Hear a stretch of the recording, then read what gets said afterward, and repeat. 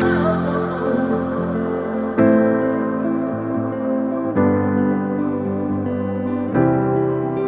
guys. I just took some Ativan just a little bit ago here, so it's been really hard to get back into any kind of vlog or describe what's been going on. I'm back at home with my girls. Hugo and I are basically coexisting between each other. There's so much between both Hugo and I that there's just too much damage. Mainly the way Hugo and I, like the only way, like I said it earlier in one of my videos before, he's very good medically for Anna, like when she's in hospital and does her calculations and, you know, for like the massive emergencies for Anna. It's been a lot to intake. First of all, the way the situation was handled, I was really upset because I feel I just been set up by Hugo. Like there was no support ever. Like he hasn't really supported me. He just waited until I have a joint, called cops, and then be like, you know, and then the police are degrading me. Like he's like, look at you, you're pathetic, because my body was, you know, on the right side of my leg, my hip. I have a hip that's really sore, really done, plantar fasciitis in my right heel, a bone on top of my foot, on the right foot, that didn't heal very well from an old injury that never got looked at. So I have a lot of damage on the right side of my leg, blood clots, restless leg syndrome. And so when I get nervous and stuff like that, especially since my stroke, brain bleed, I look like somebody with Parkinson's when I'm really stressed out, like when I'm really upset and frustrated. And, you know, and it was a hard situation because I had nowhere to go really. I'm trying to find a place. My phone literally died on me. The officer was telling me, look at you, you're pathetic, degrading me. Really degrading my own ability, then telling me that they've talked to everybody in the house, degrading the comprehension and ability that my 14-year-old daughter has to be able to verify what is going on in the home. If you've talked to my 10-year-old daughter, just because my daughter who's 14 has a disability doesn't mean that her mind isn't there and that she's any different from any individual in the home, and degrading her ability to answer questions. Then to send me out on the street and with no supports, knowing I'm suicidal, for one, severely, like it's like it was so severe because to listen to the fact that this officer was like saying that I'm pathetic and going on and not even taking time to actually really coherently think properly of what was going on and what he was doing to me, taking away from my family. It's a long ways to go on both sides of our tracks here. For myself and Hugo, like we both said, it's very hard because we both have to coexist for Anna. We're used to each other for the other part of things. We've been together for 15 years, right? So we have to, you know, one is good for the other. And then he leaves his phone with me because he had to take my phone because we're trying to get his phone back reactivated. So I have a really sore hip, so I'm very fidgety. My hip is really sore, so no matter where I sit or how I sit, it hurts. It's just been degrading. You know, I'm reading things like, you know, how he's ready to take off to Quebec with the girls, and now it's going to be harder for him to leave and with the girls to go back and get out of the province with the girls, and how I'm trouble, and I'm constantly on about how I'm trouble. But there was nothing about, you know what, I have faults. I haven't been paying the mortgage. I haven't been paying the bills. I don't sit down and talk to my wife. I don't try to work anything out with her. I don't try to find solutions with her. But I go to my ex-girlfriend who I need to talk to because I need someone to talk to. And Lisa's been sick in the head since her brain bleed. Okay, but you've been talking to your ex for 9 years. And then sits there, it's the whole trust issue now. It's the whole, where have I been standing in his life for 15 years? And then to have this officer come in and degrade me in front of my family, my children, put me in a place where I have to try to figure out myself as a person again. I feel like I'm alone, and yes, I feel like my own opinion, I will be going for the police report, which I'm stating now, and I'm pretty sure that people are going to be like, this or that. And Hugo was telling me that in the police report, they weren't even actually writing the things that they needed to be writing down, like such as my mental health and all those things, and the things that were going on of the whole situation. 9 o'clock at night, mental health rapid response finally showed up. That goes to show how responsive our systems are. So I had already been gone by like 6 o'clock, I think, and then they showed up at 9 o'clock at night. So I was already gone 3 hours ago. And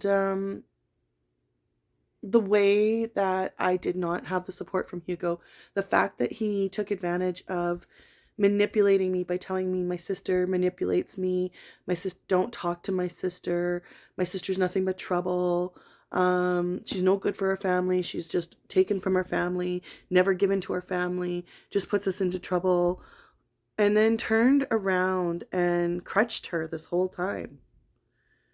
And my son. Wow. I didn't see that one coming.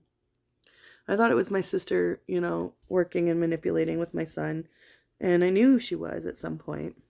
But I didn't realize Hugo was behind the whole thing. And then to try to justify everything. That it's okay, shh, shh, shh, shh, shh, don't talk about the girlfriends and ex-girlfriends to justify that. Oh, Lisa, and I'm putting this out there. I'm not the kind of person to be jealous about it. I mean, they've been talking to each other for 9 years, but it got to a point where I was like, Hugo, I was in the hospital for suicide because I have no one or no way to work all this out anymore. I had no idea how to do all this anymore. Like literally in a black hole that just keeps opening and there is nothing else. There is no real support for me. But there was supports for Hugo, his daughters, his ex-girlfriends, his cousins, all that kind of stuff, right? Oh yeah, Hugo, you're great, and she's crazy and she's got issues, and yeah, got a daughter on life support, $7,500 bill, a house in foreclosure, no insurance on the home, a van that we can't register because he won't take care of his child support properly, and he doesn't have his license, and it just goes on. We can't get anything done because he won't talk to the mortgage company because the house is in his name. Bills are in my name. And how do you divide from that? How do I start over when I don't even have my own income? And I couldn't because of his income, and so on and so forth. You know what I mean? There's no standing room for myself. And 14 years of trying to get help or supports, I've just not been able to get them. And I think, in all reality, in my own opinion, I think Hugo thought he'd come down here, help with Anna, get supports, and then maybe either take on Anna or whatever. I don't know what his whole in real reasons behind all of it was, but I have to say that in all reality, in our relationship, I think it's more of a sexual attraction than it is a spiritual attraction between us.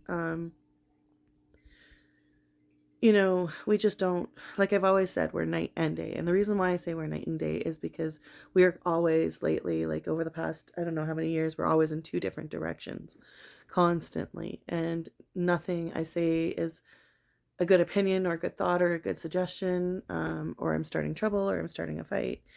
It's just constant. And, we're just trying to figure out how to deal with all of this right now. The mortgage company keeps asking for Hugo to relieve the settlement of what we need to do to keep going forward, and Hugo doesn't want to deal with it. And I'm trying to get on my feet so I can figure out how to move forward from everything that's happened. I've been extremely exhausted. Hugo's been extremely exhausted. My kids have been exhausted from this. It's been just a lot of exhaustion. I never, I stuck by Hugo through so much in 15 years. I have a fall down because I'm not getting the support from him. And we are at a critical situation right now where there is no insurance on my house. There is no mortgage payments going on my home. There is a fight to pay the power bill. like, my daughter's on life support, $7,500 power bill. That stress, like, when people look at my bills, they just like, half the moms or people or women look at the bill and they're like, oh my God, this is giving me anxiety just to see where it starts at the 3,000 and climbing all the way up as a mother that doesn't have a child on life support. It's very hard when you live with someone who says that that is okay and they're trying to justify those actions and making you feel like you're just crazy because you're trying to resolve these actions. Make you feel like you're wrong. So the whole situation, in all reality, I just don't know. It's been very difficult. It's been very complex. Like me and Hugo have said, it's very complex, very hard to explain. He's come from a lot of issues, a lot of things, like losing his mother at a young age, watching her be sick, through sarcoidosis, and, you know, losing his dad at 2 and from a heart attack, and his dad not being there, and, you know, being raised around all his family and stuff, around his dad's family and stuff. But the actions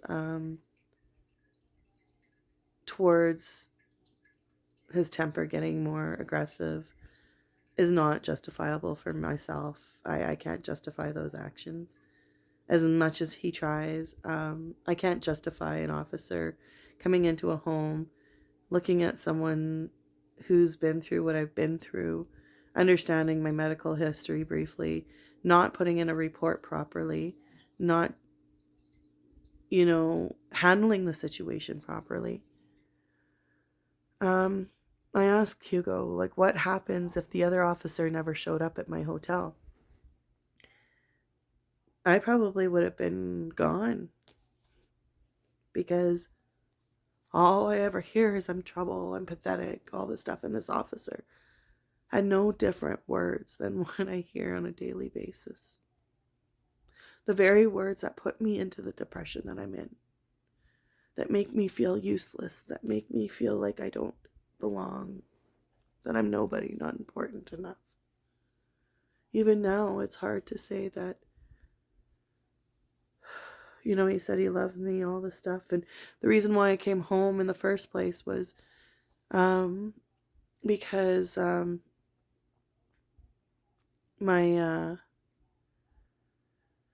he started saying, he called me eventually and said he wasn't feeling good and he thinks he was having heart attack like symptoms, and the family has history of heart issues in the males. So anyways, I keep getting a notification, so I keep looking up, and anyways, I keep reading trying to read what I'm getting. But so anyways, and then he said Anna wasn't doing good and she was still sick and he was still sick and worn out and tired and exhausted. He said it wasn't taking care of the girls because he was running from morning till night. But I'm like, yeah, you can, 9 days, you can do that. But try to do that for 14 years like what I did. And I collapsed. I had a brain bleed. I kept telling you I was exhausted. It's not easy to do every single day for months on end. Days, sure. But you started giving up, losing control of Anna's laundry 2 days before. You started losing control of things. So things were starting to slide. You weren't able to keep up. But came home and I was at the tail end of the sickness. We both are coexisting. I don't believe he was having heart issues because, I mean, if he was having that many heart issues, he should have gone to the hospital, never did. And all of a sudden he's fine now. Back to the barn. I'm back with, you know, at home taking care of the dogs. And then the nurse will leave and then I'll have to sit with Anna and take care of the dogs. And then Hugo's going to vacuum and, you know, go downstairs, go outside, go in the kitchen, and we never talk. This is the daily routine for the past, I don't know how many years now. It's been like this. And then, so we sit there with nothing resolved all day long. Resentment, anger, lack of trust, but coexisting for our girls, not knowing how or where we belong from the situation now. I handed over, I've like said, you know, I have a family member who could take my mental health over. Since then, it was like, you know, boom, I called the police. told them that I was being denied my access and I needed my other glasses because my other glasses were broken. And I needed medication that because I had massive heartburns and stuff, and I was having horrible, really bad acid reflexes, and the medication that I had was here. And I mean, it gets to a point where you almost end up in the hospital and you start vomiting, and it's horrible. Like literally, like vomiting acid reflux. And it burns and it hurts and all that stuff. So, anyways, the police officers asked. It was on my messages actually. Had said that they called Hugo and that he was unavailable all weekend. But funny, he called me that Sunday about 2 or 3 hours after, denying me all the access, blocking me, all that stuff from my kids and stuff. That finally said that I needed to come home, and everybody was saying that he was crying every day and that he was breaking down and he was missing me, and I don't know. I just have no belief or trust in it anymore. I know he might care or he might love me to an extent, but I don't think the intention of the will is behind it. You know what I mean? Like, I don't think when you really have the will to love someone or the passion to love someone or something, you will give your 100% into it and you will have success through it. It's like our horse. He has amazing success because he's been willing to put the time, he's been willing to put the passion into her, and through that we've had phenomenal success because he's had the will. Our dogs, they're fairly good except for some of the social, but I mean, other than that, you know, he takes good care of them, the good health, all that stuff, right?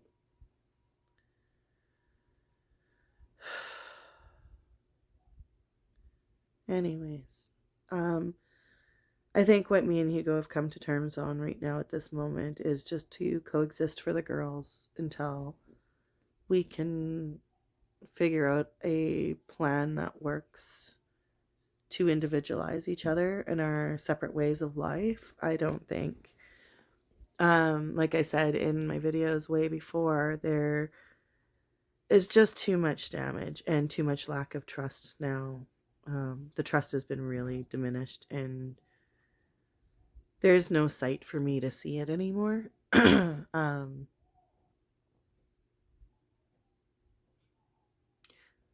one sense, it's very hurtful because you just don't feel like a person inside anymore. I know my hair is so... But you just feel like, why did I waste 15 years with this person when everything you felt and everything you knew has come to light of it? So far, there hasn't been anything that I've ever said that's been wrong in everything that's happened. It's been like dead on so far. That's Alpha. So, when one person isn't willing to accept their own actions and say, okay, I'm going to accept them and I'm going to work on them and I'm going to move forward because I love you, then you know it's authentic.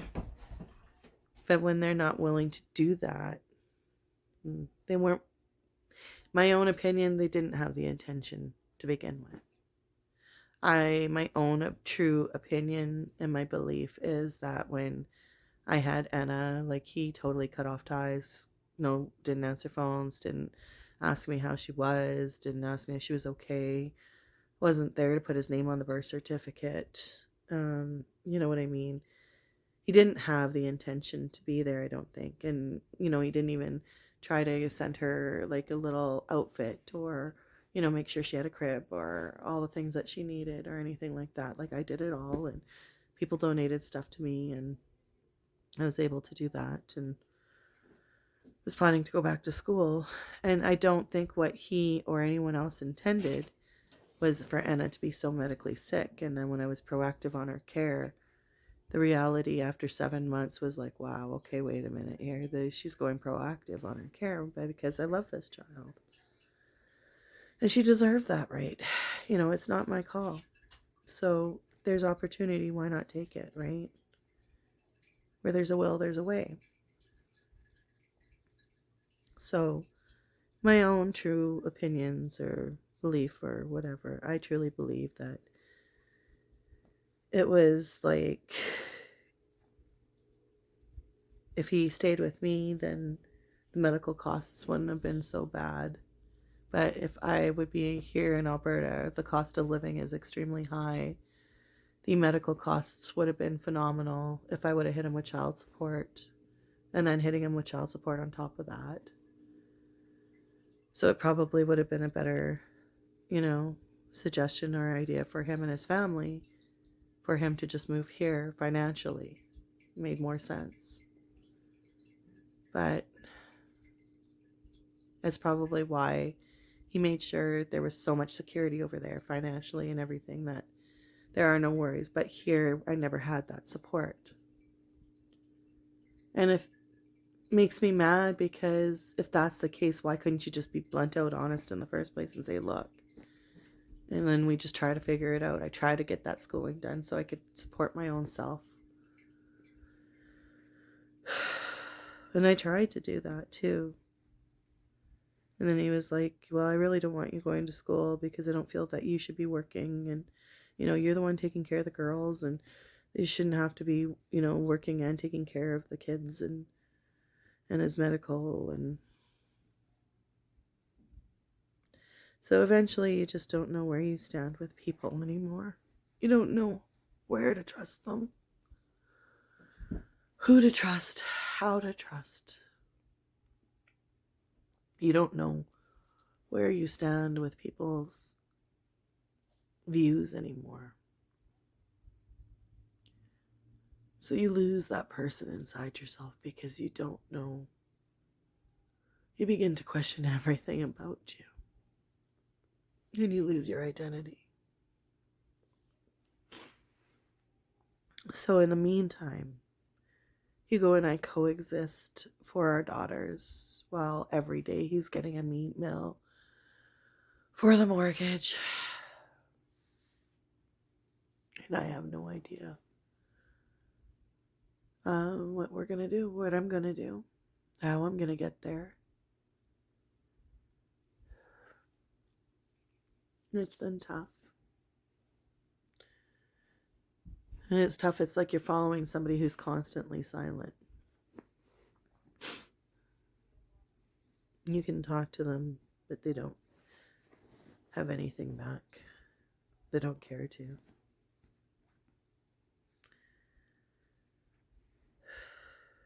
Myself, I just want to do what's best for my girls right now. Move forward for their best interests and my own. I cannot change, work on the things I can change and the things I cannot change. Learn to move on from. And just do the best I can as a mother from going forward here. Sorry, this is so long. It's been really hard to come out and just be like, I've been so exhausted, so stressed, so much hurt.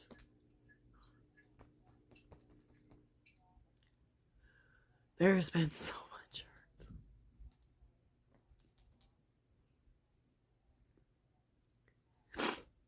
And it's been really hard to come home and just not have the appreciation you should have. I mean, I do with my girls, my daughters, oh my God. Every chance Hope can get, she's like, Mom, I miss you, I miss you.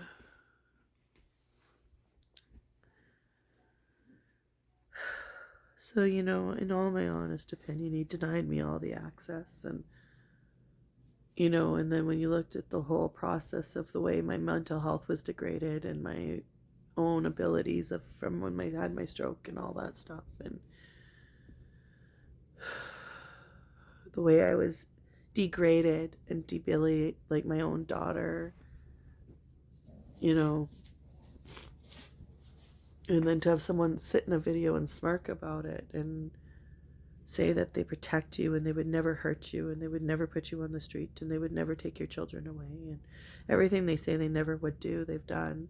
And when you read what they wrote to their daughter, I mean, it's not for me to read it. It's not. I get it. But when your name is popping up, and I mean, you open up the phone to put the music on and there's the messages, and your name is like going off like a freaking tornado, and all you see is your trouble, your trouble, your trouble, your trouble. Oh, she causes trouble. She causes trouble. And now I don't know how I'm going to get up there. And really, like, honestly, for God's sakes, if you had a plan for something, or I don't know, people are just greedy now these days. My opinion, money is ugly.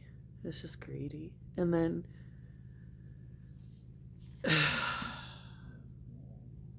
to just use your family and then against you, and then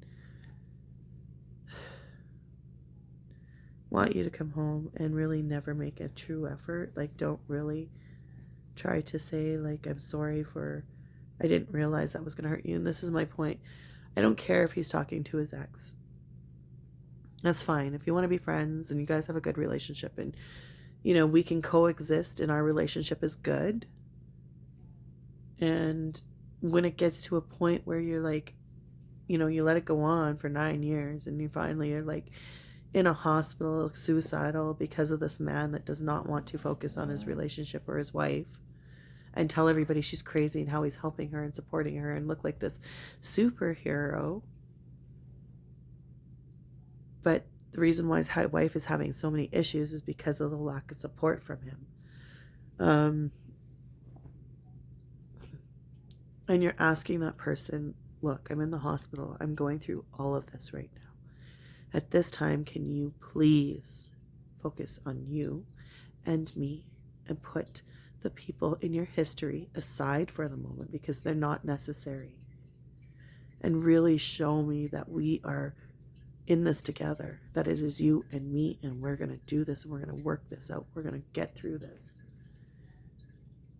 And when you get my phone taken away, leave me sitting on a hospital bed, alone in a hospital room, in the psych ward, and tell me that you just talked to your 2 exes and that you can talk to whoever you want and you don't have to respect me.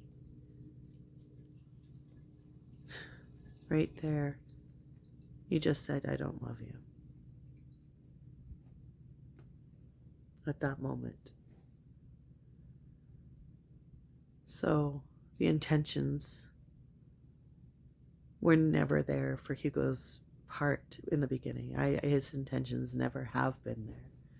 And in my all honest opinion, they truly just aren't there. And they never will be. And it will be a matter of time before me and Hugo, yes, we'll coexist for the girls, but I think it'll be a matter of time before we just find our way separately and figure out how to do the separation. Because there is really nothing to salvage anymore other than our relationship for the girls, and seeing the importance of both sides needed for both girls puts both me and Hugo in a very tight predicament of things.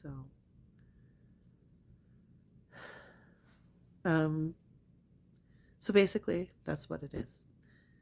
2 people who don't know how to do this separation, make sure that we can get things suitable for Anna, for Hope, and move forward past this. It's so that we can live our own lives. Yeah, and he can do his life the way, you know, and I can live my life, you know, focusing on the girls like I was, and bills and food and all that stuff, and get back to the lifestyles I did enjoy. I used to go to the gym for 2 years, or 3 years straight. I was going to the gym. I love the gym. So start finding things for myself again, and finding me, my passions, rebuilding the quality of life for my daughter, Anna, even for Hope. That is my goal. So So in the meantime, taking it one step at a time, day by day, and just having faith for my daughters, being there for my daughters, and just trying to figure out the rest right now. So one step at a time. So today I was asking Hope if we were going to finish our holiday boards and Anna, and I said to Hope, so what are you going to do about your balls? And well, she started laughing and she's like, what? And I'm like, your holiday balls. And then she started laughing even harder and we kept laughing and laughing. And I'm like, you know, and I'm like, the big balls you got on the board and you know, your board, and it just kept going. Anyways, yes, Hope is painting Christmas balls, holiday balls, jingle balls. I don't know what you want to call them. The poor girl. So, yeah, that is her board. She's got some big balls this holiday season.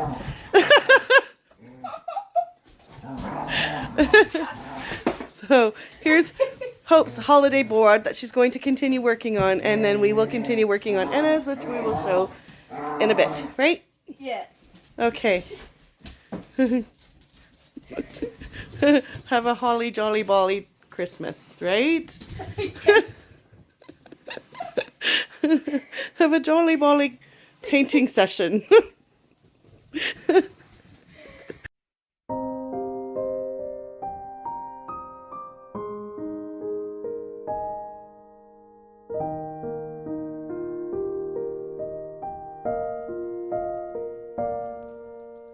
If I woke up without you, I don't know what I would do. I thought I could be single forever till I met you. Usually don't be falling first. You got a way of keeping me coming back to back. I just found out the only reason that you loved me was to get back at your ex-lover. But before you leave, usually I would never even care. Baby, I know she creeping, I feel it in the air.